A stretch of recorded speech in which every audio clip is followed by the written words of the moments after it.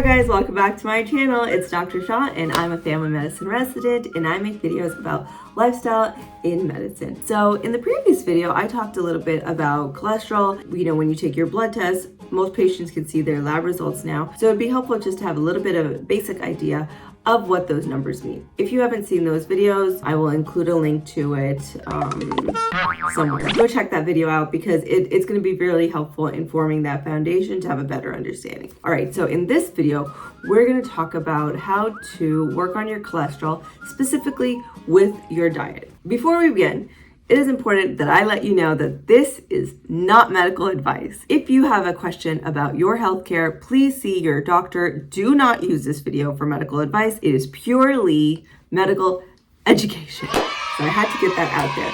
So now we can get right into it. A lot of times people don't really like taking medicines, and I understand that, but sometimes it's necessary. And you have to discuss this with your doctor and figure out what the best case is for you and have that conversation because it really varies. But what we can talk about is how to improve your overall lifestyle and as a result of that, hopefully improve your cholesterol through diet. If you have high cholesterol, it may help to limit or just decrease intake of saturated fats. So what does that even really mean? That means things like red meat, butter, cookies, brownies, baked goods like that, cheese, things like that would be considered to be saturated fats and they will drive up your cholesterol if taken in excess, all right? Other things that can help improve your cholesterol is increasing the intake of soluble fibers. Soluble fibers, they tend to be found in things like fruit, in oats, in barley, in wheat. Those things have soluble fibers and you want to increase your intake of them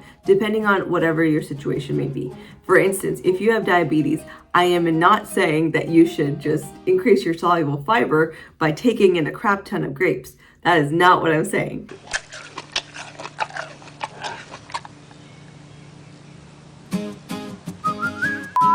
I'm just saying in general, you want to increase your soluble fiber in whichever form is appropriate for you. Now, the other thing that can help is switching to a more plant-based diet wherever possible. Being vegetarian or vegan, studies have shown the greatest degree of improvement in cholesterol. However, just transitioning to a more plant-based diet will definitely show some really good results. What that means is you want to have a lot more fruits, you want to have a lot more vegetables, and a lot more whole grains, all right? You want to cut down on processed food, carbohydrates, if you're having it in excess, and sweets. So those things, if you cut down on, it will result in improvement in your overall lifestyle and hopefully your cholesterol. Another question is, what about the Mediterranean diet? I think a lot of people have heard about this. There's been studies about the Mediterranean diet. There actually is some evidence to back up that following a Mediterranean diet may actually help reduce your cholesterol. What does that really include? And I can make a video about the Mediterranean diet in more detail.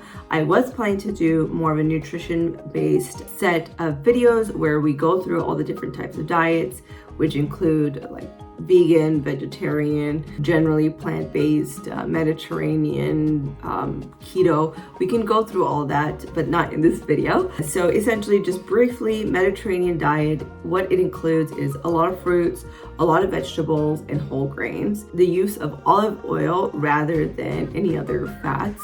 Other things, it includes fish, poultry, but not really a lot of red meat. So that's where it diverges from plant-based. Just briefly, focuses primarily on a diet that is whole grain, unprocessed, fruits and vegetables and things of that nature. But we'll get into it in another video. One of the main food groups that is often questioned about when it comes to cholesterol is eggs. Are eggs good for you? Are eggs bad for you? Will eggs increase my cholesterol? Will it decrease it? What's gonna happen? Eggs are actually good if you want to eat them. However, you don't want to overdo it, just like every single thing in this world. They are a very good source of protein and they don't really increase your cholesterol as much as having other saturated fats like candies and cookies and that kind of stuff. But again, you don't want to have eggs for like every single meal all the time. Again, moderation. So that's a little information about eggs. Are there any specific foods that have shown to decrease cholesterol? You know, you've heard me talk about the diet in this video, but are there any specific things that can help?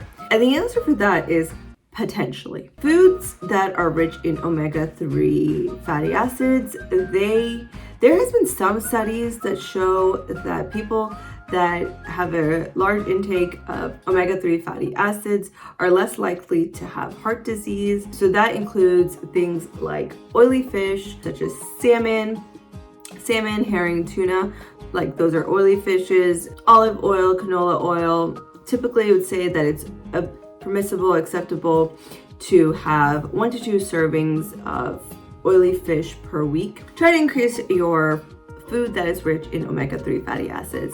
If you don't indulge in those foods, you may want to consider a supplement depending on if it is right for you. Some studies have shown that certain nuts can help reduce cholesterol levels. These include walnuts, almond, pistachios, that it decreases the risk of heart attack and death. So those may be things that you may want to factor into your diet. And also just fiber-rich foods. As I mentioned about soluble fiber earlier, fiber-rich foods seem to improve your overall levels of cholesterol and your overall health in general. Things that have good amounts of fiber include things like beans, oats, vegetables, and some doctors, depending on your situation, of course, would even say that you may want to consider taking some fiber supplements. So again, depends on your particular situation. Also, I guess equally importantly, what supplements don't work. So this is important because, you know, as someone who is cognizant of their health and want to improve their cholesterol level,